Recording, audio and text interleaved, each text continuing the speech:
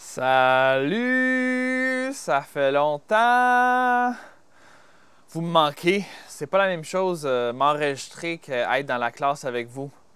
Honnêtement, ça me manque être là dimanche matin avec les petites discussions qu'on a avant la classe. Puis le bon temps qu'on a quand même dans la classe avec les études bibliques. Puis vos bonnes réponses. Je suis bien fier de vous avec votre connaissance et j'aimerais ça que le COVID-19, toutes les règles s'arrêtent pour qu'on puisse se réunir ensemble. Bon, je vais prier rapidement. Bon Papa du ciel, t'es tellement bon. On t'aime. On se réjouit pour la technologie qui nous laisse être en communication. C'est pas d'un côté, de deux côtés. Et je te remercie pour le Canada. Merci pour ce pays dans lequel on habite où on est libre. Tu sais, comme chrétien, on a le droit de se réunir, sans la pandémie, et de parler de toi, d'étudier ta parole. Merci pour ce temps. Bénis ta parole, bénis ce temps. Et merci pour ces jeunes adultes. Amen. Bon, avant la pandémie, on étudiait dans le thème de le Fils, le Père, on allait faire le Saint-Esprit. Maintenant, je retourne un peu. Quelques années, on avait étudié Jacques. Kevin, tu dois t'en souvenir. Et c'est ouvert aux filles, aux jeunes dames de nous rejoindre pour ces études qui commencent aujourd'hui. Alors, je vais lire la parole et là, après ça, on va en parler. Jacques, serviteur de Dieu et du Seigneur Jésus-Christ, aux 12 tribus qui sont dans la dispersion. Salut! Mes frères, regardez comme un sujet de joie complète les diverses épreuves auxquelles vous pouvez être exposés, sachant que l'épreuve de votre foi produit de la patience. Mais il faut que la patience accomplisse parfaitement son œuvre afin que vous soyez parfaits et accomplis sans faillir en rien. Si quelqu'un d'entre vous manque de sagesse, qu'il la demande à Dieu, qui donne à tous simplement et sans reproche, et elle lui sera donnée. Mais qu'il la demande avec foi, sans douter. Car celui qui doute est semblable au flot de la mer, agité par le vent et poussé de côté en d'autres. Et d'autres. Qu'un tel homme ne s'imagine pas qu'il recevra quelque chose du Seigneur. C'est un homme irrésolu, inconstant dans toutes ses voies. Que le frère de condition humble se glorifie de son élévation, que le riche, au contraire, se glorifie de son humiliation, car il passera comme la fleur de l'herbe. Le soleil s'est levé avec sa chaleur ardente, il a desséché l'herbe, sa fleur est tombée, et la beauté de son aspect a disparu.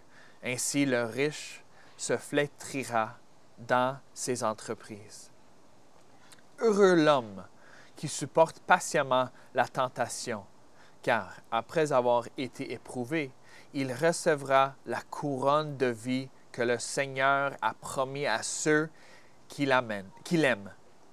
Que personne, lorsqu'il est tenté, ne dise « C'est Dieu qui me tente », car Dieu ne peut être tenté par le mal et il ne tente lui-même personne. Mais chacun est tenté quand il est attiré et amorcé par sa propre convoitise. Puisse la convoitise, lorsqu'elle a conçu, enfante le péché, et le péché étant consommé produit la mort.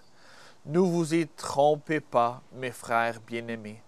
Toute grâce excellente et tout don parfait descendent d'en haut, du Père des Lumières, chez lequel il n'y a ni changement ni ombre de variation.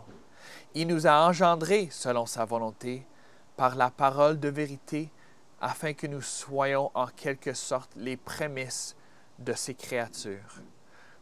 Sachez-le, mes frères bien-aimés, ainsi que tout homme soit prompt à écouter, lent à parler, lent à se mettre en colère, car la colère de l'homme n'accomplit pas la justice de Dieu.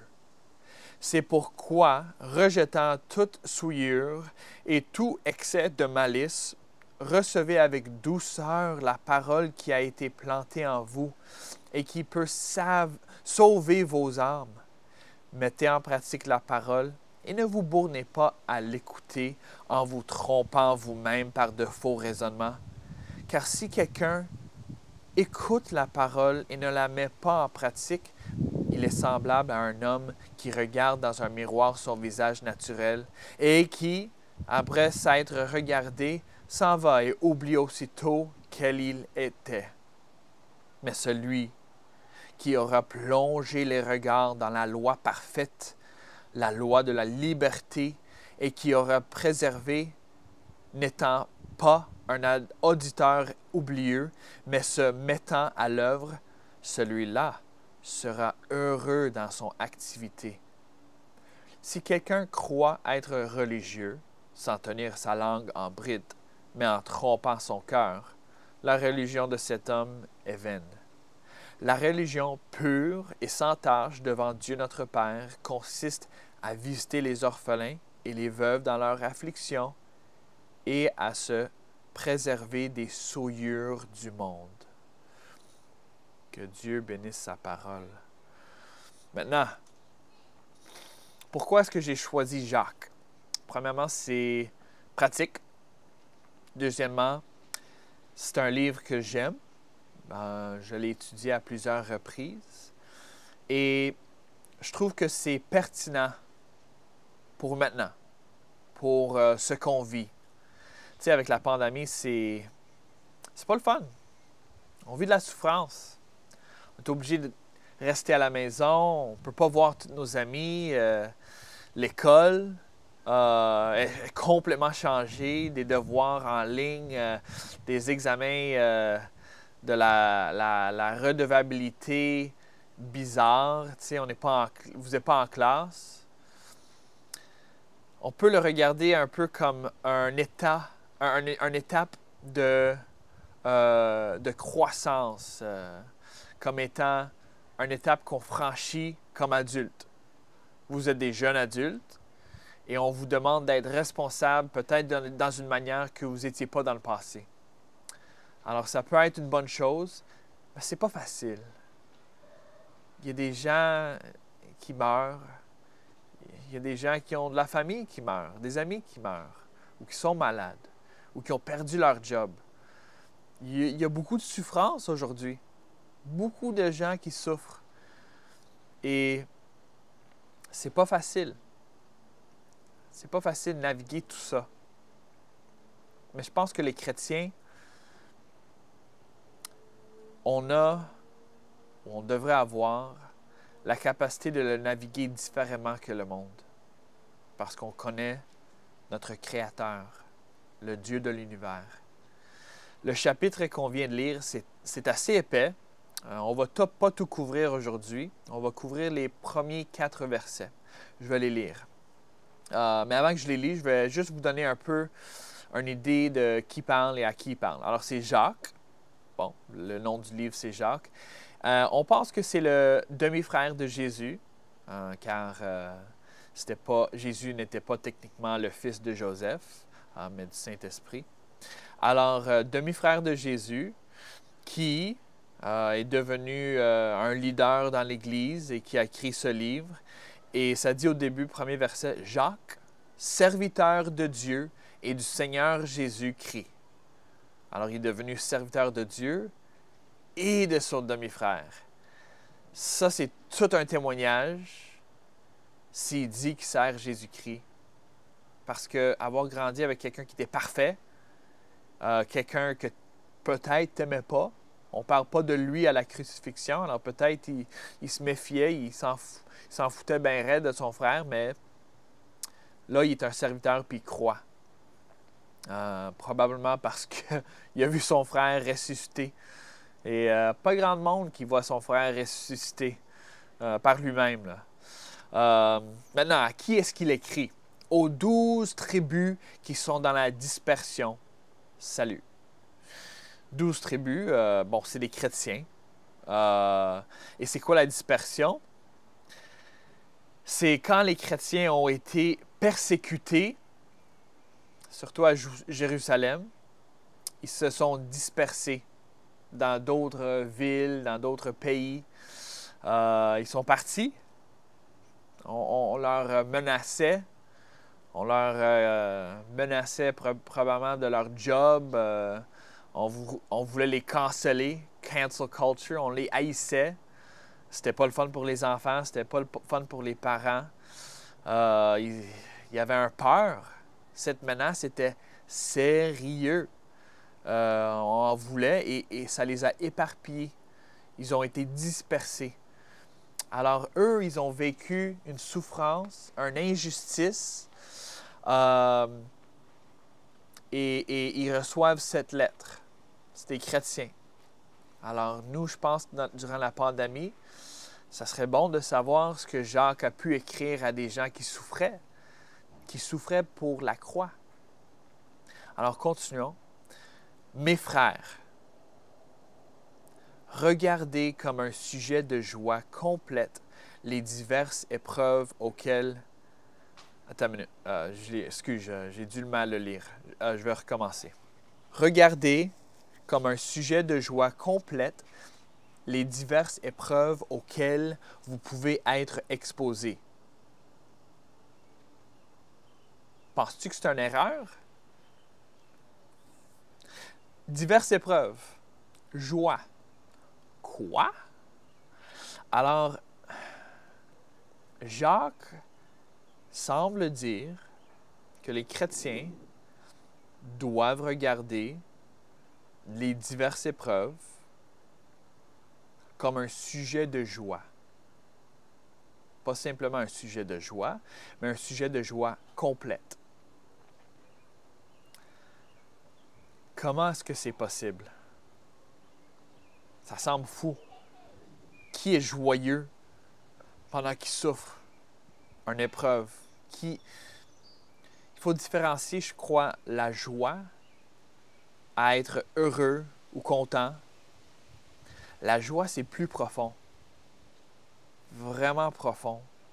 C'est ancré sur Christ, sur le rocher. C'est une joie qui ne peut pas être enlevée avec les circonstances. Mais cette joie-là, ça vient d'où? C'est un des fruits de l'esprit.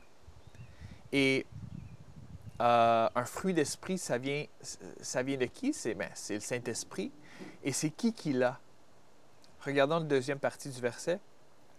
Alors, mes frères, regardez comme un sujet de joie complète les diverses épreuves auxquelles vous pouvez être exposés, sachant que l'épreuve de votre foi produit la patience. Alors, c'est relié à la foi. Quelle foi? C'est-tu relié à la foi en Allah, en Bouddha, en moi-même, dans mes capacités, dans les capacités de mes parents?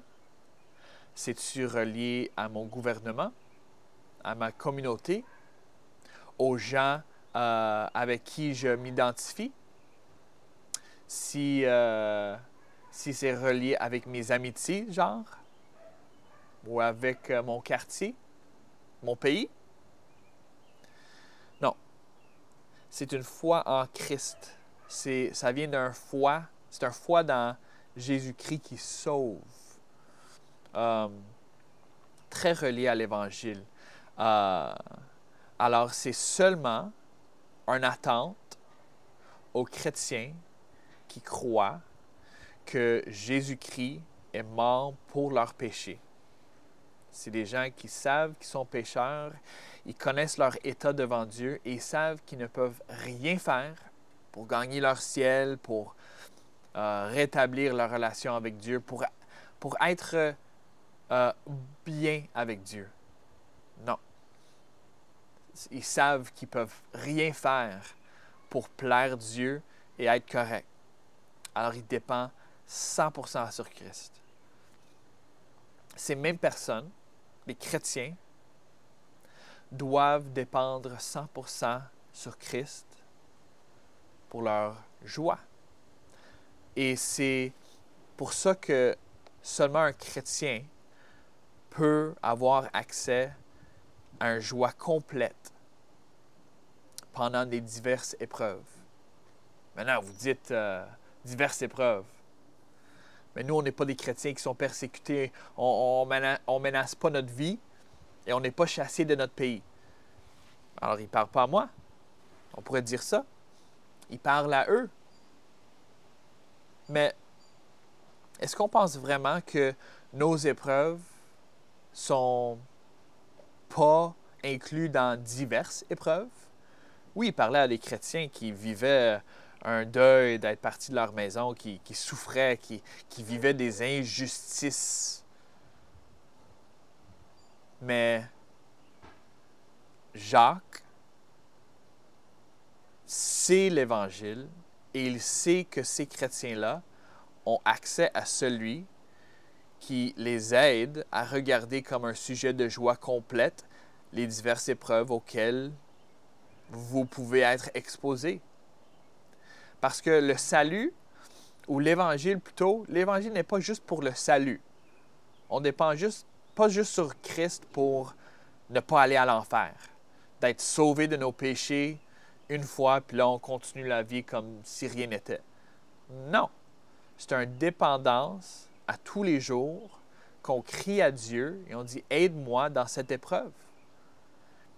Et parce qu'on sait qu'on a un Dieu qui nous aime et qui est souverain, ça peut nous aider à être confiants en lui, dans notre foi. Mais continuons, parce qu'il y a encore plus d'informations. Alors, sachant que l'épreuve de votre foi produit la patience. Alors, les épreuves pour les chrétiens, ils sont des épreuves de la foi. Alors, c'est relié à ce qu'on croit, dans ce qu'on croit et de qui on croit. Ça peut être un peu confus, mais si tu crois dans un Dieu qui n'est pas souverain et ne contrôle pas tout, tu ne peux pas prier à lui et lui faire des requêtes parce qu'il ne va pas pouvoir répondre ou on ne sait pas s'il va pouvoir répondre. Mais nous, on peut prier à Dieu parce qu'on sait qu'il a le pouvoir à répondre. Et ce Dieu souverain permet ces diverses épreuves et ça teste notre foi. Ça peut montrer qu'on a la foi et aussi ça peut fortifier notre foi. Ça peut aussi montrer que nous n'avons pas la foi. Quelqu'un qui délaisse la foi après une grande épreuve, bien, il n'est pas chrétien. Et pas que ça dépend de lui, mais le fait qu'il délaisse la foi, entre guillemets, il a coulé le test de foi. Et nous, on doit être patient dans les épreuves. Parce qu'on ne va pas toujours savoir pourquoi on vit ces épreuves. Des fois, c'est quand on est des adultes. Des fois, c'est quand on est grands-parents. Et honnêtement, ça se peut bien que la plupart des épreuves, vous allez seulement les comprendre lorsque vous êtes dans le ciel, puis devant Dieu, puis on lui demande. Alors, patience, qui vient de cette épreuve de notre foi. Notre verset. Mais, il faut que la patience accomplisse parfaitement son œuvre. Alors, il faut qu'on soit patient. Il faut que ça se manifeste afin que vous soyez parfaits et accomplis, sans faillir en rien. Il y a un but à tout ça. Dieu veut nous sanctifier. Il veut qu'on soit plus comme Christ. Il veut qu'on soit parfait, accompli, sans faillir en rien. Ah! Imagine! Imagine! Sans péché. Je sais que ce n'est pas possible ici sur Terre. On connaît personne qui est parfait. Seul Jésus était parfait dans un corps humain ici, historiquement, mais c'est quand même un but. C'est quand même quelque part qu'on y va. Le monde Ils n'ont pas ça. Quand eux, ils souffrent. Ils souffrent. C'est pénible. C'est juste de la souffrance. Nous, on a un bon papa du ciel qui est là, à côté de nous, qui nous connaît, qui sait qu'on souffre, qui le permet pour notre bien. Alors, durant cette pandémie, réfléchissez à Dieu, méditez sur sa parole, méditez sur sa bonté, lisez dans les psaumes, criez à Dieu, demande-lui pourquoi et demande-lui de venir intervenir parce qu'on n'est pas capable de le faire tout seul. On n'est pas capable. On a besoin de lui. Alors, je vais clôturer en prière. On va continuer dans d'autres vidéos plus tard. Et j'aimerais que vous m'écriviez. Écris-moi, c'est quoi votre épreuve présentement? Est-ce que vous pouvez penser d'une épreuve qui ne s'applique pas à ce que Jacques dit, disant étant des diverses épreuves? Y a-t-il des épreuves que non? Non. Cette épreuve-là, c'est impossible que ça peut être compté comme regardé comme un sujet de joie complète. Impossible. Est-ce qu'il y en a? Si tu en vis un, envoie-moi un courriel. Je vais le mettre juste en dessous du vidéo. Je prie. Bon Papa du ciel, merci pour ta parole. Merci que Jacques savait que c'était possible d'avoir de la joie complète dans diverses épreuves. Il savait que cette joie existait, que c'est un fruit du Saint-Esprit pour les chrétiens. Papa, je prie que ces jeunes adultes puissent te connaître, puissent désirer avoir accès à cette joie, avoir accès à toi, à ta grâce. Et c'est seulement possible à travers la croix, à travers le sacrifice de Jésus-Christ pour des sauveurs comme nous autres. Merci pour ton évangile qui agit non seulement pour notre vie éternelle, mais pour notre vie ici sur terre, qui est le début de notre nouvelle vie éternelle dans ton royaume. Je prie au nom de notre précieux Sauveur et Seigneur, Jésus-Christ. Amen. Je vous aime beaucoup. J'ai hâte de recevoir des courriels, recevoir vos commentaires et à la prochaine.